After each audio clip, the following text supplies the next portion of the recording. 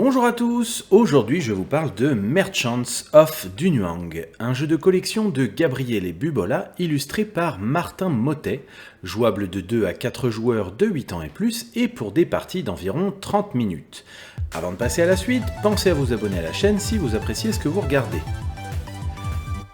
Dunuang, autrefois appelée la préfecture du sable, est une cité chinoise connue pour abriter des grottes bouddhistes, mais je m'égare.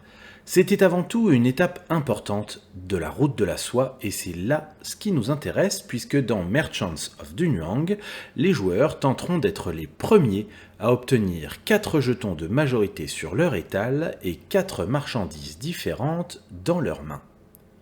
Pour la mise en place, on commence par mélanger les tuiles personnages et on les place en cercle au centre de la table sur la face de son choix. Je vous reparle des pouvoirs de chaque personnage dans peu de temps. En fonction du nombre de joueurs, les cartes marchandises et leurs jetons de majorité sont préparés. À 4, toutes les cartes et tous les jetons sont utilisés. À 3 joueurs, les cartes or de valeur 1, soit de valeur 10 et leurs jetons respectifs sont écartés. Enfin, à 2 joueurs, ce sont les cartes or, laine de valeur 9 et soie, ainsi que leurs jetons qui sont mis de côté. Les cartes marchandises sont ensuite mélangées et installées au milieu du cercle des personnages pour former une pioche. Les 8 premières cartes sont piochées et placées face visible devant chaque personnage, ce sont les cartes du marché. Les joueurs piochent ensuite 3 cartes, en choisissent une et défaussent face cachée les autres. En fonction du nombre de joueurs, les joueurs reçoivent 7 pièces chacun à 4 joueurs, 6 pièces à 3 et 5 pièces à 2 joueurs. Les pièces restantes, les jetons de prestige et de majorité sont installés sur la table à portée de tous les joueurs. Le premier joueur est déterminé au hasard et reçoit le jeton premier joueur. Le dernier joueur place alors le chameau sur la tuile personnage de son choix. La partie est prête, il est temps d'y jouer. Chaque joueur commence son tour en déplaçant obligatoirement le chameau. Le déplacement se fait dans le sens horaire et le premier déplacement est gratuit. Un déplacement plus éloigné coûtera autant de pièces que de tuiles supplémentaires. Une fois le déplacement terminé, le joueur prend la carte qui se trouve en face du personnage sur lequel le chameau est arrêté. Cette carte pourra être placée soit dans sa main, soit devant lui dans son étal. Les cartes prises en main ne sont jamais comptées pour les calculs de majorité. Les cartes placées dans l'étal sont rangées par famille de cartes devant le joueur afin que tous les autres puissent compter les cartes de chaque famille. Lorsque le joueur place une carte dans son étal, il vérifie s'il peut récupérer le jeton de majorité correspondant. Il le récupère et le place face visible devant les cartes associées s'il a autant ou plus de cartes de cette famille que les autres joueurs. Lorsqu'il a choisi la destination de sa carte, il peut décider ou non d'activer le bonus du personnage sur lequel se trouve le chameau. S'il ne l'active pas, il prend 3 pièces. Ensuite, les conditions de victoire sont vérifiées. Si le joueur actif dispose de 4 jetons de majorité sur son étal, ou 5 à 2 joueurs, et au moins 4 cartes différentes en main, il gagne immédiatement la partie. Si ce n'est pas le cas, le marché est complété avec de nouvelles cartes de la pioche pour compléter les espaces libres. La partie se termine donc si la condition de victoire est remplie, mais également si la pioche principale est vidée avant que cela n'arrive.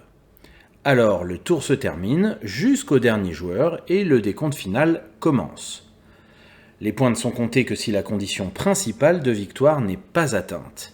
Pour compter les points, on commence en défaussant toutes les cartes de son étal et en ne conservant que les jetons de majorité.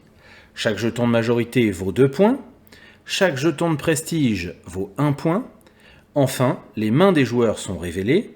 Une seule carte de chaque type est conservée par le joueur qui en possède la majorité. Les joueurs peuvent compter les points d'autant de cartes que de jetons de majorité en leur possession. Les cartes ainsi conservées rapporteront leur valeur en points. Le joueur avec le score le plus élevé remporte la partie. S'il y a une égalité, c'est le plus riche qui l'emporte. Passons maintenant aux tuiles personnages. Les personnages disposent tous d'un bonus facultatif qui, s'il n'est pas activé, est remplacé par le gain de 3 pièces. La peintre permet de défausser une carte de sa main pour prendre 3 jetons de prestige. La princesse fait gagner aux joueurs autant de jetons de prestige que de jetons de majorité en leur possession. L'interprète permet de piocher autant de cartes que de tuiles franchies par le chameau dans le tour. Une carte pourra être conservée et les autres seront remises au hasard sous la pioche. La musicienne permet de défausser une carte de son étal en échange de 3 jetons de prestige. La danseuse permet de prendre 2 jetons de prestige. Le diplomate permet de piocher 2 cartes et d'en conserver une. L'autre carte est replacée sous la pioche. Le soldat autorise l'échange d'une carte de son étal contre une carte du marché. Le négociant permet de piocher 2 cartes dans la main d'un adversaire, puis de lui en rendre 2 de sa main. Nouvelle carte comprise. Le marchand permet de gagner 1 point de prestige et de choisir un adversaire qui devra choisir 2 cartes de sa main et vous les proposer. Il faudra lui en rendre 2 en échange. La servante permet d'échanger une carte de son étal avec une carte différente de sa main. Le domestique permet de prendre une carte de son étal et de l'ajouter à sa main, ou l'inverse. La bergère permet de piocher la carte du personnage la précédant ou la suivant et de l'ajouter à sa main. Le fermier permet de piocher la carte du personnage suivant le fermier. Si le chameau s'est déplacé de plusieurs tuiles, le joueur peut prendre une carte jusqu'au énième personnage correspondant au déplacement du chameau.